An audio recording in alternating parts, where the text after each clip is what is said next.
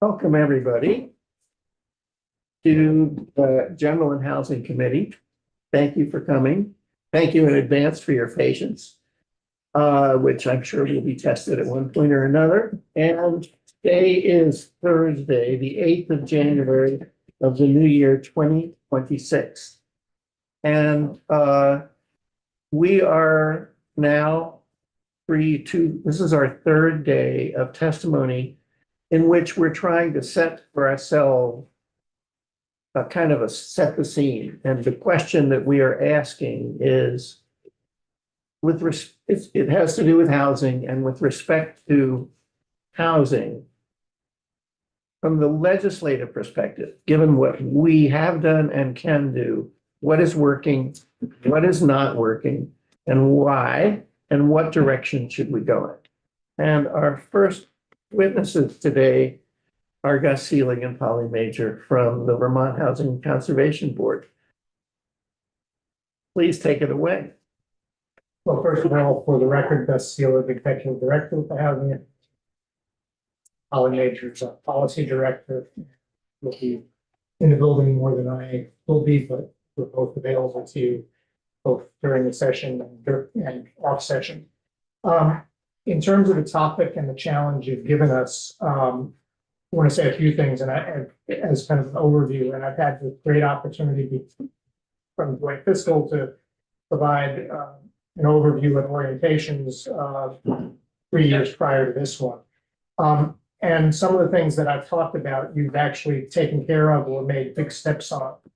So my message has been to encourage density, and you did that in the Homes Act in a big way, that we need to grow vertically, and the Homes Act did that we need to use smart growth principles, and I think last year's legislation moved us in that direction, and that we need to provide infrastructure assistance. We need to take that off the backs of developers, and we did that with the CHIPS bill.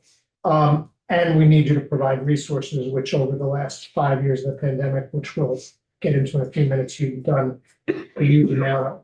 Some of the things that I think we still need to think about and work on, I know you recently got a report, I haven't seen it yet, is the problem of the timeline with getting corrective action plans approved by the state is way too slow.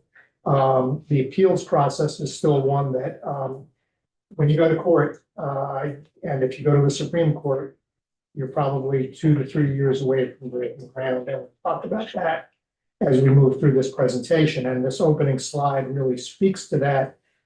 This is what we call a dual goal project. It's right in the village of Putney. It is a designated village. And what that means is that the community decided to seek the status of having a designated village in a public process. It was approved by the Regional Planning Commission. And then it went to a state board and got further approval, and yet it ended up in court for 3 years. And so the message I gave the last time I had the opportunity to speak at the orientation is, let's have our fights in the planning process. And once we've done the planning, let's not keep fighting.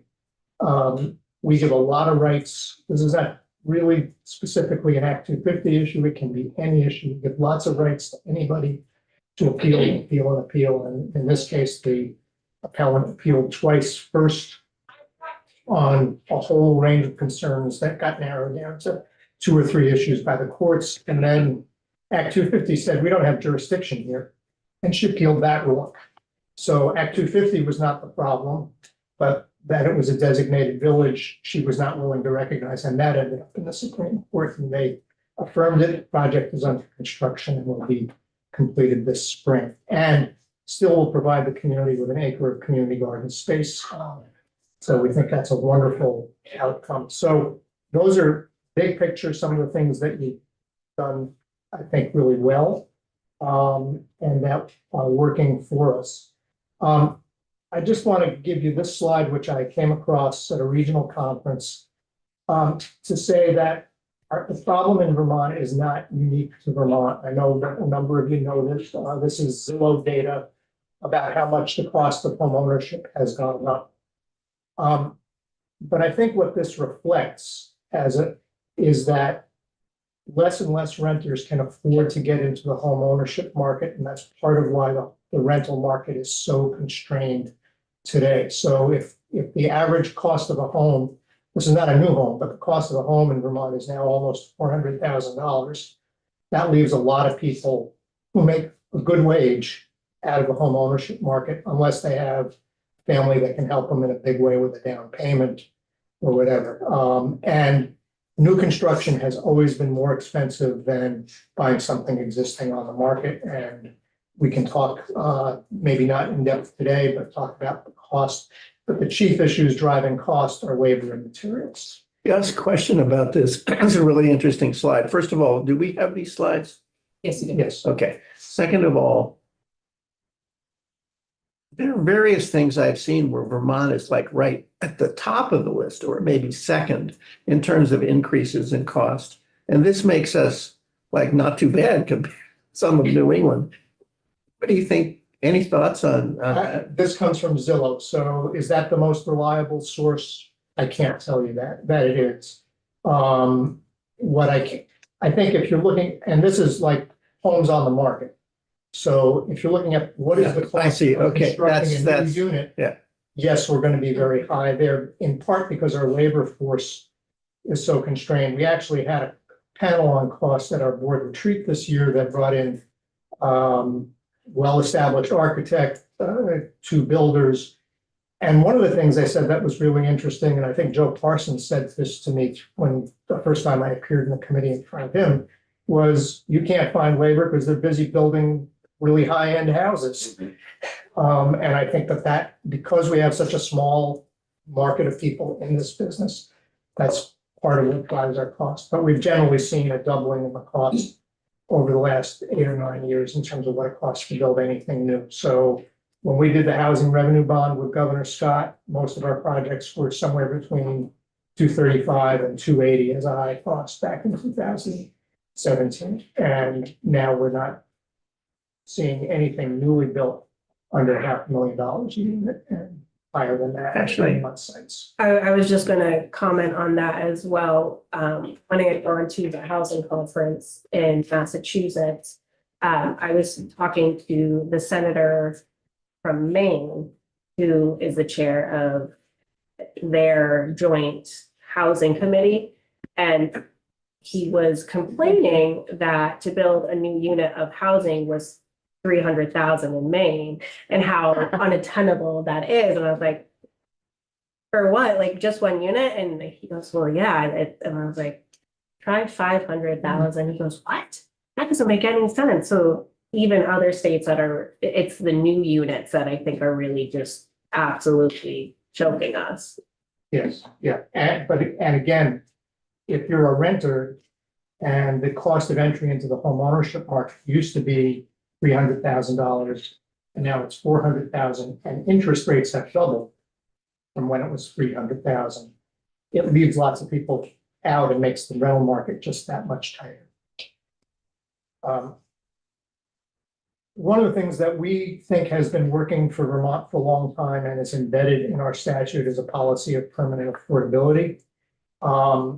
And what that means when we help people into home ownership is they get a huge amount of assistance to get into home ownership, but they take a lesser return when it's time to sell. This is what we call a dual goal project in Morrisville, where we're conserving 150 acres of land, and there were 8 vacation homes that are now going to be converted back to permanent year-round residences. 6 of them will be permanently affordable. So we think this is a system and an approach that works well. We've used it in more than 1,400 homes across the state. They've been home to more than 2,100 buyers over the years that we've been at this program, and we think it has great value for us. And in the next couple slides, I'll try to demonstrate that a little bit. I walked into the offices of the Champlain Housing Trust last spring, and they had a flyer. And each of these 3 homes that we had subsidized with them some years ago were up for sale. The former owner had been ready to move on. To just use the condominium at Dalton Drive. This is what was called Officers Row back in the day. It was owned by the University of Vermont in its last iteration before it got turned into housing. It was married student housing for them. They put it on the market in the late 80s. Governor Cunin insisted that they do a deal to make it affordable. And we were able to help buy the site at a discounted rate and built about 70 condominiums out of them. Half are permanently affordable. If you were the owner of this condo who bought it back in the early 90s, you got in for about $90,000 with a $15,000 subsidy. If you were selling this year, you walked away with over $200,000 because you've paid over 30 years your mortgage off. And the new buyer is getting in at less than half the value that it would have been on the market. So our $15,000 subsidy, or I would say your $15,000 investment estate funds, became this year a $170,000 subsidy without the state having to put more money in. So over the last little bit over a year, there have been 55 resales of these homes. Our original average investment was $27,000. The investment had grown to $136,000. The average buyer was at 83% of median. I think that was in the low $80,000 range for a family of three. There were people who were below 60% of median who were able to buy these homes. And 16% of them went to not buy property. Yes, you got a question? Yes. Is there a specific turnover rate as far as the sale?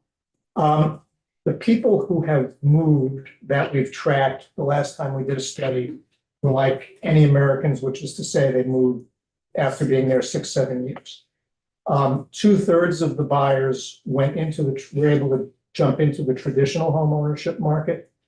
The reasons people moved, as best we could determine them, were the same reasons anybody moves. They got married, they got divorced, they moved for a job, they decided to downsize, but they're like any home buyers with their own motivations for why they may need to relocate. Can you remind us again how, when it's sold, what is the percentage that stays back as far as keeping it affordable? Get a quarter of the gain in value, but you also get to keep, if you pay down your $90,000 of your original mortgage, that you get all of that as well. So you walk away, depending on how long you stay, you walk away with cash in your pocket. I think the last time we evaluated, people were getting about a 6% return on investment. Maybe it was 7%. I can check the numbers from the study and I can get it for you. So it makes sense for them to stay the 6 to 9 years. They were getting a good return there. It was not like a traditional homeowner who bought at the beginning of the pandemic and 4 years later sold for double what they bought it for. But if your goal is to be in a particular community, to have stability in your housing costs, it's a very good deal. And given the subsidies that we're providing, but for this program, people would have been renters rather than homeowners. Yes, go ahead, Elizabeth. Thanks. I've got a question about your top data point there, 16% sold to BIPOC homeowners.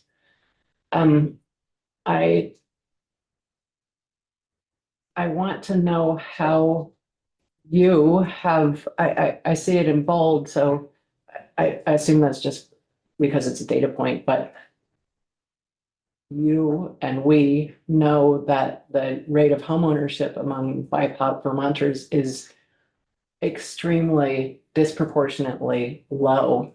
And so I don't think 16% sold to BIPOC homeowners is really showing a whole picture of the problem. And I want to know how what you're doing to help alleviate that problem. Well, I think there's several things we're doing, and we can't do it all, but I need to give a lot of credit to the Champlain Housing Trust, who has taken some private funds that they've received, which I don't think we could do with public funds, and made it available both for their own home buyers and $1 million across the state to specifically help subsidize people who have been historically marginalized from homeownership. And how successful has that been? I think given this percentage, and I'm going to show you another slide in a moment, where out of 28 homeowners, 26 homeowners in Shelburne, 9 were people of color, households of color, that it's working. I don't think it's something that we can do with public funds to specifically target people based on their ethnic background. But they've been able to do it with some private funds. I don't think you could necessarily specifically target people based on their ethnic background, but you can market and reach out to Right, yes, people. absolutely. And I think that that's the other thing that is happening. But all I'm trying to say to you, Representative Burrows, is if you have less resources and historically marginalized communities, people from those communities tend to have less resources and less wealth, then you need additional financial assistance sometimes to be able to get in. But yes, the marketing piece of the work, I think, has become more extensive overall. And if I could add, I think what we're seeing in this program that is different than the conventional mortgage market is we're seeing those really low rates of BIPOC homeownership. And that's because the conventional mortgage market is really underserving that population. So the number of BIPOC homeowners is far less than the percentage of BIPOC Vermonters in the state. What we're seeing in the shared equity program is a reverse, that the percentage of BIPOC households served by this program is actually higher than the broader percentage of BIPOC Vermonters. So this is a way that we're able to start to bend that curve and really have a program that is meeting the needs of this population. And we really are continuing to try to find new ways to do that. And just, may I ask one more question? How do you account for the mortgage problem? I mean, I think we see a long history of discrimination that we've tried to make illegal in this country, and it goes back decades. And also I think a really key piece as well is that lack of generational wealth that is not available to BIPOC homeowners. And so really in this expensive real estate market, decreasing their ability to get mortgages, conventional mortgages for a conventionally priced home. These homes are more affordable. The other thing I would say to you about the mortgage market in general is that it is much tougher to qualify for mortgage today than it would have been when I bought my first home in the late 70s, or that I saw lots of people do through the 80s. So back then, it was not untypical that you could build a house and have a finished first floor and an unfinished second floor, and that mortgage could be sold on the second, that was available. Secondary market will not buy those mortgages anymore. So maybe you get a credit union to finance that, and maybe not. It's just a different mortgage market that makes it harder. Standards are higher. People pay a lot more attention to credit scores today than they were a generation ago. And the cost of real estate is just much, much higher than when I bought my first home for $26,500 in 1978. Go on.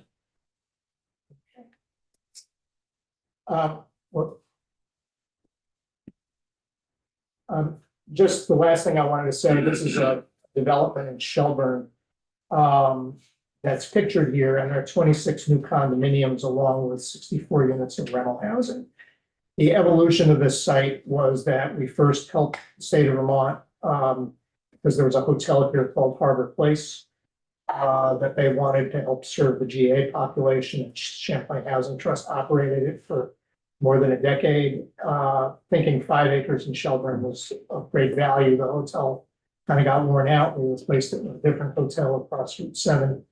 And so there's now a new neighborhood built here. Of the 26 homeowners that got in, again, 9 were people of color.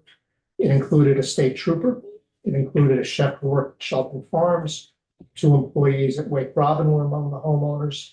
And Kathleen, I think you probably had something to do with this, maybe the very last rental Section 8 to homeownership utilizer in the country, because that program is on its way out. And that woman is a mother of a young child who works in childcare. So I think this program is serving the broad range of people that you would like us to be serving in terms of serving the workforce. And for Shelburne, you know, when people who are working in town are able to live in town, that's great for everybody. This is what we've been able to do across the state over this decade, primarily with pandemic era funding. What you see here is the $80,000 per unit average, much less than the $500,000 that you've sometimes heard from people. We have not ever invested $500,000 in a single unit of housing, and we'll be talking in a moment about leverage. This reflects the startup of a number of new programs that Polly will get into in a few minutes. And it reflects our broad attempt to hit the whole range of need. And we'll also talk about in terms of legislative things that you've done. You provided funding for feasibility study to serve people with intellectual and developmental disabilities, and we've been able to do 5 projects with that community over recent years. But we're trying to hit home ownership. We're hitting home ownership for people who live in manufactured communities with infrastructure investments. The farm worker housing program is a new program. We began with pandemic era funding. We have doubled the number of shelter beds in the state, and we're continuing to add there. And we've begun to attack the problem of people who need a place to live for recovery from addiction.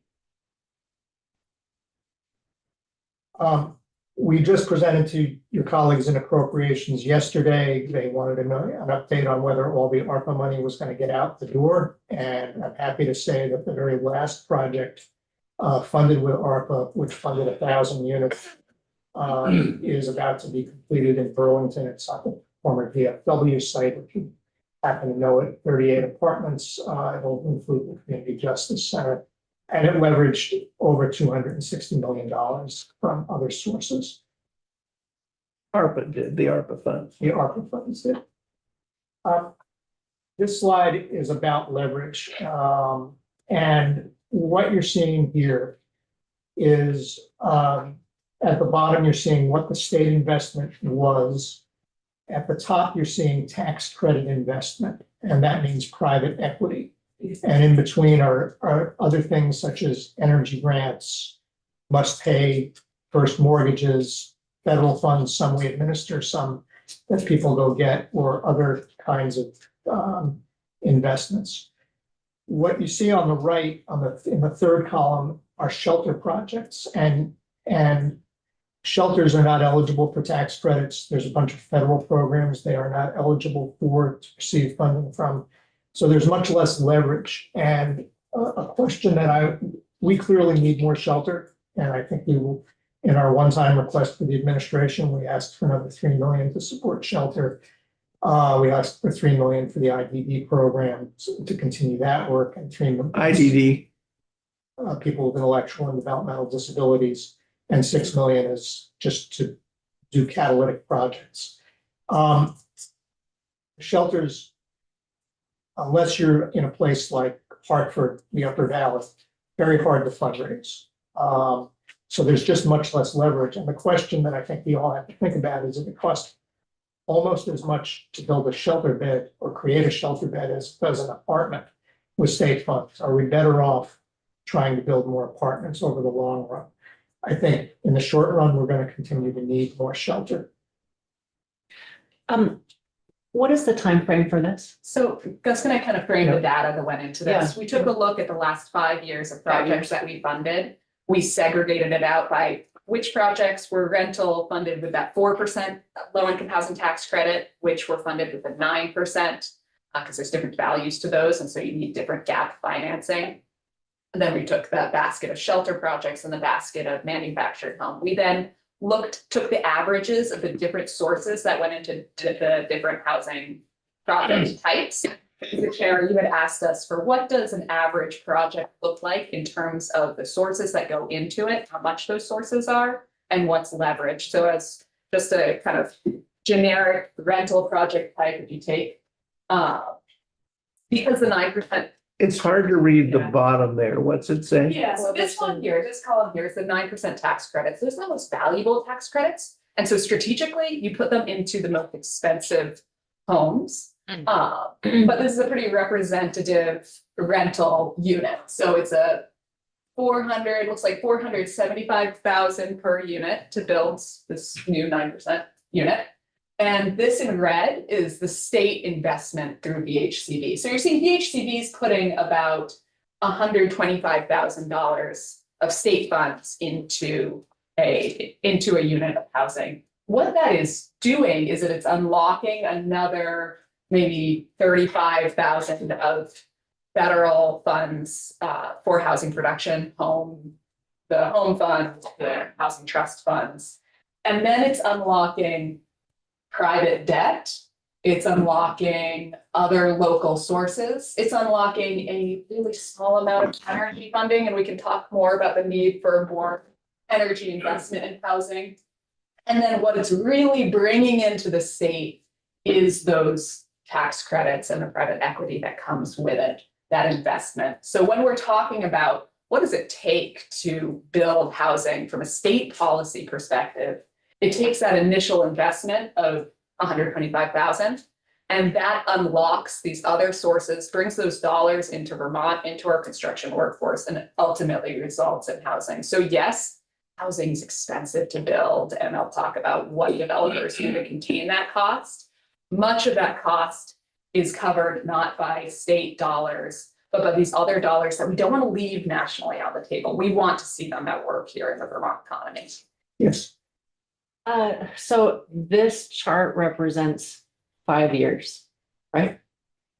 Do you have will you have a breakdown in future slides of what that has looked like over the 5 years? I don't have that in this presentation. I can say, if you look at the average for a 2020 project and an average for the 2025 project, you see a lot of growth and expense because labor's gone up a lot, materials have gone up a lot. We're just in that inflationary environment. I'm really, actually, the reason that I'm asking is, and I don't want to take up too much of your time, and I apologize, but the reason that I'm asking is that I did a deep dive into the influence of private equity in our housing market over the last 6 months. And I saw that in 2020 or 2019, it was like 19% of our housing market was private equity ownership, and now it's up to 25%. And I just would like to see a kind of trend data that would allow me to, like actual Vermont data that would allow me to understand that trend better, so that I can also understand, what we can do.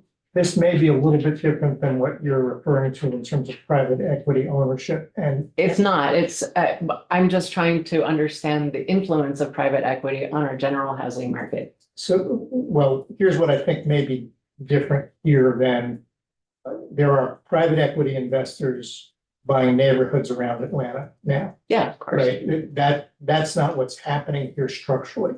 So the structure of these deals, again, going to this policy that's in our statute of permanent affordability, is these projects are owned by nonprofit general partners, bring the private equity investors in to help get it built. When they've gotten their return, they exit the partnership and it continues to be owned by nonprofits. So unlike stories that we're reading about Atlanta and other suburbs, private equity investors are not having an influence on the market in terms of turning that often home ownership into rental housing. No, I do understand Okay. that. I'm just simply learning, trying to gain more knowledge and understanding about private equity's influence Right. in housing in Vermont. And the other question I have is for shelter projects, that is $100,000 over the last 5 years. Your That's per average, bed. Per bed, okay. Yeah. Okay, thank you. If I may add one thing, Vermont Housing Finance Agency, I have met with them extensively about data, and so I'm happy at some point to talk about private equity data that Vermont does have with what you're discussing. Are you talking about ownership or the private equity? Because I just want to, You're saying like the proportion, sorry. I just want to better understand So through information, the influence of private equity in every aspect of our housing So, realm. so a different answer to your question as you're talking, about understanding it is because there was so much money available to us over the last 5 years. The column that is marked 4% credits, if you looked at the previous 5 years, the number of units produced with 4% credits would have been much smaller. The reason for that is the 4% credit as opposed to the 9% credit generates about 30% of the cost of a development. And so it takes more other money to make those deals pencil out. More soft, what we call soft debt. Mhm. And so we were using that a whole lot less in the pre-pandemic years than the pandemic years because we just didn't have the money to pull that private equity in. Mhm. And that is one of the big things that changed over the course of the pandemic. And will change again as our budget, this is showing you annual investments averaging $90 million. And our budget this year for housing is going to be more like 30 million. So we'll do less of the 4% deals unless there's one-time or other funding available to do them. Thank you. You mentioned asking developers, you're talking to developers about what they can do to control some of these costs. Do we take insight from these developers as to what we can do to control the additional costs they experience as a result of additional criteria that either us or the federal government might place on the project? We certainly hear from them, and as we're having a discussion with our board about costs, we're also talking to developers to get their input because they're the experts here, they're who are making the decisions. And happy to talk about this longer at another time, but I think some key things that are within the state's control are things like appeal reform that has a chilling effect on development or delays development, are things like the CAP process that lengthens that development process, and time is money. So those are two places where this body really has some influence over costs. Yes.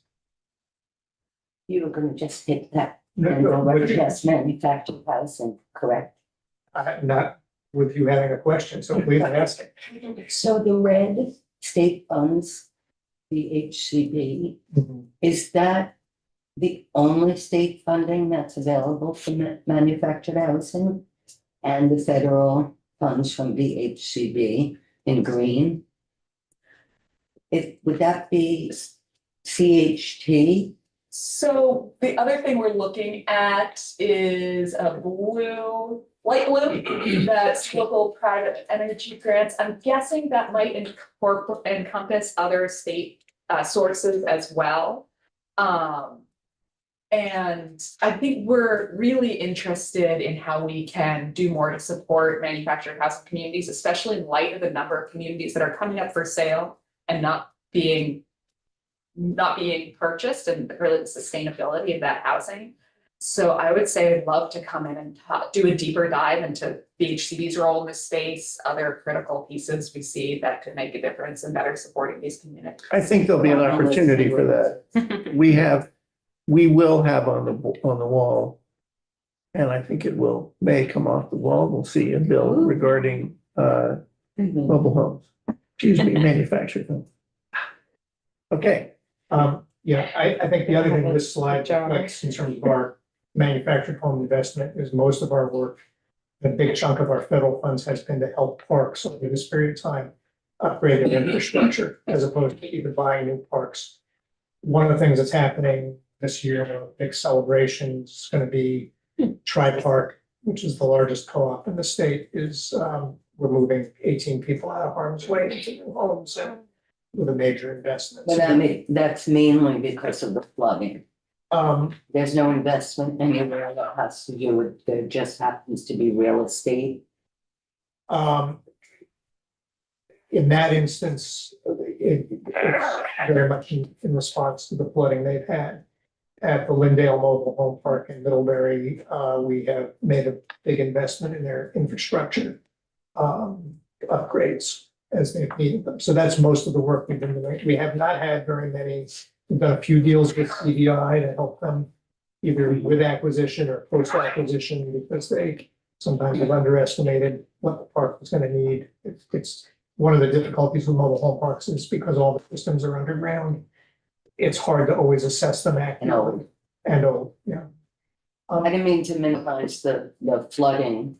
No, but you're right, in that case, their work is very much in response to flooding and the need to relocate people and that meant moving the maintenance garage, because that was the higher ground that people used to. All that. Just one other, point that I'd like to make about all of it, the question of leverage and the question of multiple goals. We were, with Representative Dodge this summer when we opened 65 apartments at 40th and Allen in the project is now called Town Calvary. It was home to the Buffalo Soldiers. And Nate Flamari, the Deputy Commissioner of Housing, pointed out at the ribbon cutting that there had been a huge contribution in that deal, which cost a little under 500,000 a year for what I think are beautiful apartments in a nice neighborhood. Yeah. From historic tax credits and for environmental cleanup. Sometimes people think that adding multiple goals is problematic, and I guess I would just say to you, in that instance, the lead paint program, the environmental cleanup funds, and the historic tax credit funds contributed over $100,000 per unit.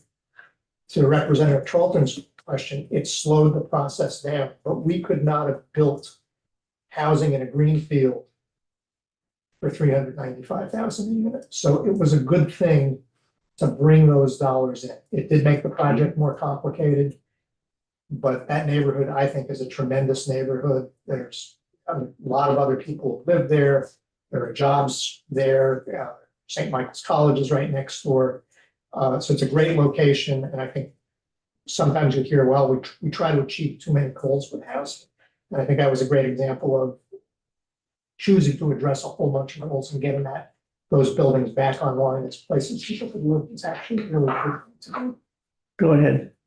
Yeah, do you have some kind of flexibility in your decision-making process as to whether, how do you weigh the pros and cons of accessing these other funds that have strings attached to them? Like, does that happen at the planning level, or do you end up getting horrible surprises? Like, you say, yes, great, we'll take this historic preservation money, and then the person who comes to assess the building says, you can't destroy this ancient stairwell that leads to nowhere. That's just going to take up space that could have been a bedroom. Well, we're less surprised by stuff like that than we used to be. Is that because you've seen it all, or is that because you? I'm not sure that we've seen it all. I think it is an ongoing dialogue that we have both with the state historic preservation officer, with Commissioner Farrell, and with the National Park Service. Vermont was blessed for many years by having one guy at the National Park Service who for close to 20 years was the reviewer, and we knew what to expect from him. And when that changed, when he was no longer assigned to Vermont, we began to get more surprises. So are we done getting surprises? I can't tell you that. Is it important to I would much rather have 22 apartments above the Aubuchon's block Than than none. 19. Oh, sure, yeah. So it would have been less expensive had we been able to build, less expensive per unit had we been able to build 22 units than 19 units, because you have all the fixed costs there. I'm glad that the 19 units are there because the location for somebody who needs to live without a car, having the supermarket up the street, the library down the other way. You have another question from Gail, but before we do that, I think we will have these people back. We've now are 40 minutes into our time and we have 2 more witnesses before 11. So I would say probably we're going to have about 10 more minutes Okay, With well, I'm Gus gonna and hand it Polly. over to Polly, and then she has to. And so I would There's only 27 more I would slides. just ask, I am not saying to the members of the committee not to ask questions, but to realize that we will have, I am sure, more time with these guys. I will be happy to come back. I apologize. No. I will add that my own experience, which the committee knows, I was involved and VHCB was involved with the renovation of the East Calais Community Store, which turned into a $2.8 million project for a store building and 3 units of housing. And our experience was that the goals of affordable housing and historic preservation cost added to the cost of the project, but that the funding sources that it opened up were more than the cost. And that's our general experience with most historic preservation projects. It didn't make it easy because tax credits are, shall we say, brain damage, but it got us money we needed for the project. All right, so I heard you say 10 minutes, and maybe what I'll do is I'll kind of put a pin in different things, the different points of each of these slides, and maybe we'll return to some of them at a later date.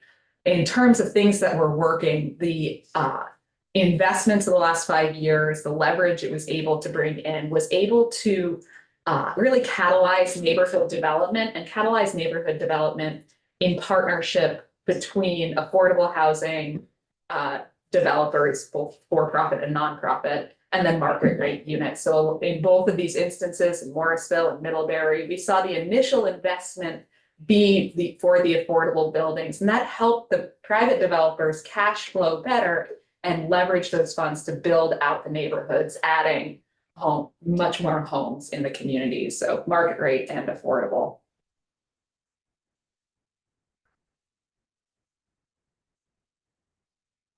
Sorry. Why it works with Gus.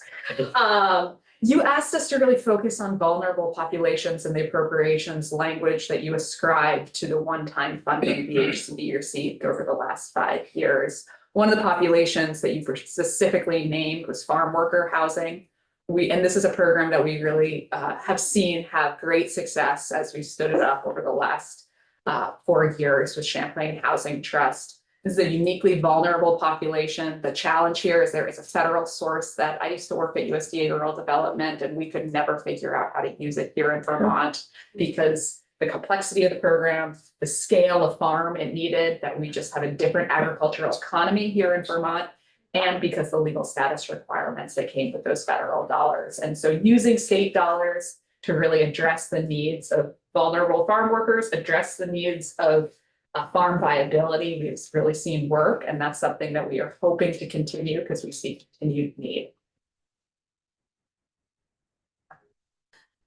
You asked about legislation and its impact, so I wanted to just revisit the Home Act and some of the impacts we have seen from that legislation in the projects that we have helped to fund. We've seen it really paved the way for shelter projects across the state. The Home Act said that a town could not zone out shelters, it had to allow somewhere in the town for shelters to be a permitted use. And that has helped ease the way for new shelter development. This is one in Hyde Park. There's a new shelter that is being built in Hartford that had faced a lot of opposition in its siting, but when the Home Act passed, the community was able to say, yes, we need this somewhere, and yes, the site is acceptable, and it's under construction now, and you can see it right as you enter White River Junction. And Johnson was able to open the first year-round shelter in the kingdom. It's a critical resource for that area. The Home Act may allowed for duplexes and quadplexes by right. And I was talking to a local developer in Bellows Falls this summer who said he and his brother are a team. And he said, this is allowing me to really renovate those old Victorians and turn them into 4 apartments. This is what's making those small small infill redevelopment opportunities cash flow in a way that can serve the local communities. And I don't want to build high-end units. I want to serve my friends and neighbors. And this is allowing me to do it because of that added density. So that's really impactful. It also allowed for increased height and density. And we know that to meet Vermont's housing goals, we need to build densely, we need to build up. The challenge here is as we have less resources for housing development, as we're trying to meet the needs of communities around the state, we have to spread those resources thinner, which means smaller projects. So it's going to be hard to take full advantage of the density provisions, the height provisions, without the resources we've seen in the last several years. And I think you had that conversation a little bit yesterday with Maria Weinberger when you were talking about pairing regulatory reform with investment. We've absolutely seen in the last 5 years being able to take advantage of building those new neighborhoods like the one in Shelburne. We want to continue to do that. So you're saying here, but in terms of the density provisions, I just want to make sure I understand it. You're saying the density, really using the density provisions in the Home Act requires larger projects, which in turn require capital investment. And we had that with all the money we had coming in, and we face the problem now of less money. So that's going to be less able to take advantage of the density. Yes, and I think we still need to lean into density. We need to make it more allowed or have it be more accepted by communities, absolutely. But just setting the expectations of density alone cannot drive down the cost of housing enough to make it affordable to the average Vermonter. And so we're going to continue to need that investment paired with those regulatory reforms. I think Marsh House here, I'll get to specialized housing in a second, but Marsh House is another example in Waterbury of a affordable housing project that faced some opposition by the DRB. The Home Act passed and they realized that they needed legally to allow this building to go up, and it's nearly completed on Main Street in Waterbury. We have also been asked to really focus on providing housing for Vermonters with intellectual and developmental disabilities. And I believe 2023, you passed Act 186 that created 3 pilot programs around the state saying, can we create 3 projects that serve people with intellectual and developmental disabilities? And it was just planning money from AHS.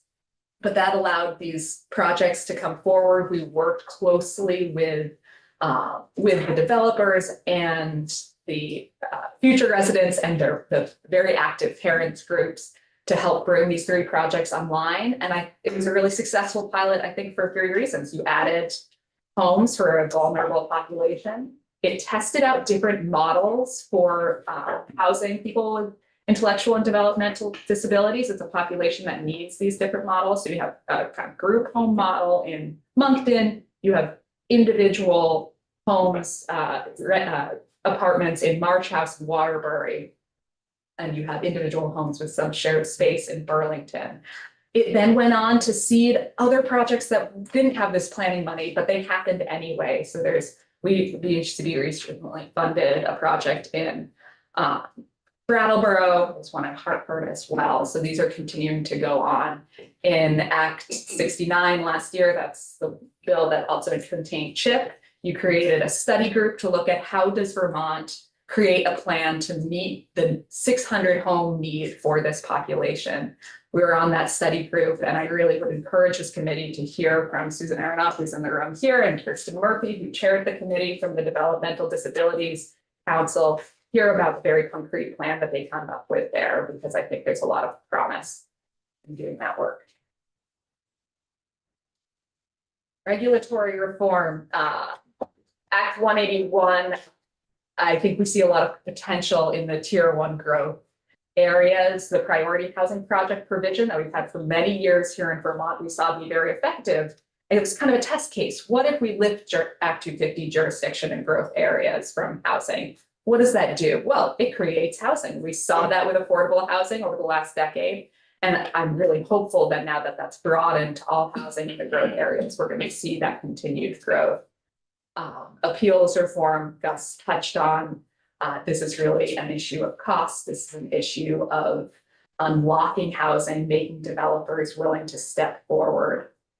And I was really excited to hear Let's Build Homes testimony yesterday about looking at how can we empower the planning process and shift governmental decisions to the planning process earlier in the project phase, so that we're eliminating a governmental decision and eliminating an opportunity for appeal. Once a community has said, we want housing, once they have an acceptable code for that housing, then it should be allowed to be built, rather than needing to go back to the DRB for that additional opinion that can then be appealed. So lots of details to be worked out there, lots of stakeholders to talk to. I think we're really excited to be part of that conversation with them. Let me just add one point to the appeal question related to Putney, which is when we funded it, we thought it could be built for about $11 million. When it got built, it became a $15 million deal because of the delay of close to 4 years and change in cost of labor and materials over that time. So it does have a real impact. And what drives people out of doing what are considered to be risky developments where they're sure they're going to be challenged, is uncertainty. People just will not take it on.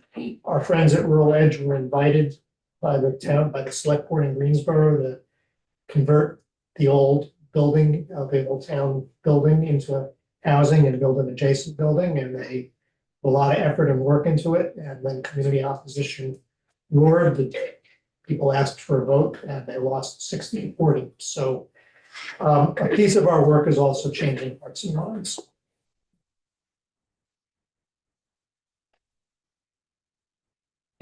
Touched on the corrective action plan process a little bit. This is the getting approval from ANR to for the plan to clean up contaminated sites. I think we really need to do more tangible work in shortening that approval process and looking at the standards to which we are cleaning up sites. I'm not a scientist. I don't know where the standards should be, but I think it's time to revisit that and really have that conversation. A couple of questions about that.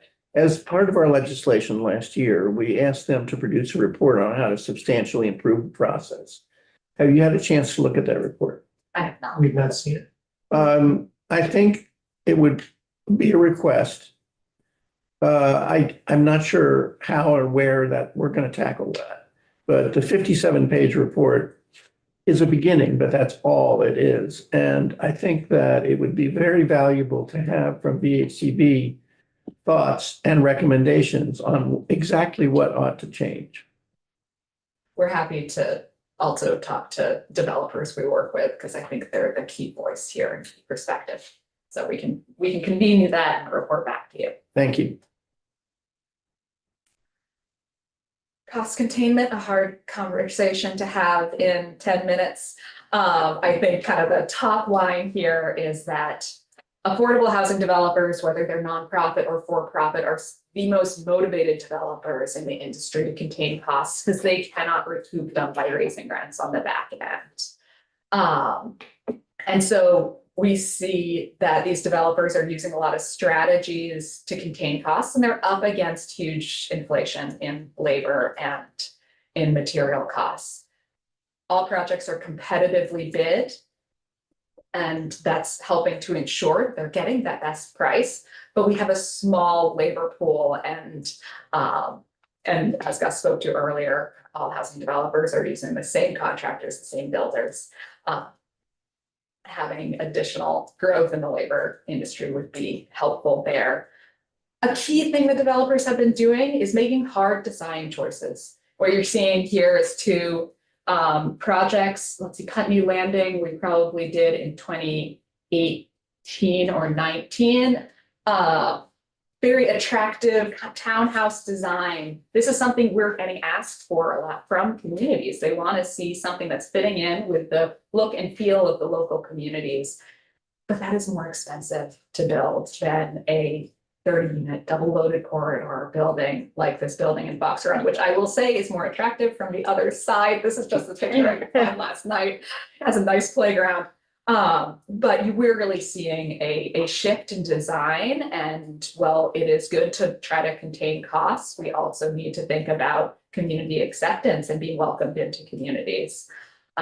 Within this design, there's a lot of value engineering that's going on. So that's looking line by line of the pieces and elements going into the building and saying, do we need that, or is that a place we can cut? I think a place I think about is interior sound insulation. It costs money to do, but if you're housing families, it's like someone whose child was crying at 2 a.m. last night. It's really important for quality of living, and those are the hard decisions these developers are having to make, to say, we're gonna have to cut costs there, and we know there's going to be an impact. And they're trying to balance that in every line in a budget. And when they can, We're sort of near the end here. You should think about wrapping up. yes, I see it's 10 o'clock. Leverage is important. Happy to talk about this more. We talked a lot about how labor is driving up the cost of housing, how we need more labor, with greater labor force in the state. We were asked to stand up a program in partnership with the career technical education centers to get students onto job sites building housing. The Community Loan Fund is running this program, and it's really small but mighty and well loved by the students that get to participate in it, and by the governor here that was helping with the first house in Newport. So just to finish up this last slide, we're looking here at what the need is and where the need is for housing. And I know you hear from the employer community all the time about doctors who can't find housing. We're beginning to see some signs, I think, in some parts of the state of some softening in the market. But what the data is telling us is that of the rental homes that we need, 3/4 of them need to be affordable to people who are under 80% of median. And 2/3 of that housing actually needs to be deeply affordable to people who are at half the median income. So I think that that's the challenge that we all face. Kathleen is up next and is going to be talking, I'm sure, among other things, about rental assistance. And you've already heard from her in the off session about the problems of maintaining rental assistance, whatever you can do to support her programs and support the housing authorities in keeping our current rental assistance level and increasing it is going to be really important, because even with deep capital subsidies, if you're living on $20,000 a year, if you're a disabled person living on a little over $1,000 a month, it is really critical to have as much rental assistance in the state as we can possibly generate. And our capital dollars will go further with rental assistance than they will without them. We also have a national program, the National Housing Trust Fund, that specifically targets people at 30% of median. When we compare that up with Kathleen's program, it's easy to spend. As her resources shrink, it's going to get harder to spend. We don't want to spend those money back to the feds. But I would leave you with this chart for more discussion about where the challenge is. And I know that people who make $120,000 a year are not finding the choice they want in the housing market. But if they're not finding the choice, if you're somebody making $40,000 a year, $20,000 a year, boy, you're really going to be troubled in this housing market. So with that, I think we should stop talking. But we're happy to come back. Well, thank you so much for coming. Appreciate your slides as well. And I know we will have you back in various contexts.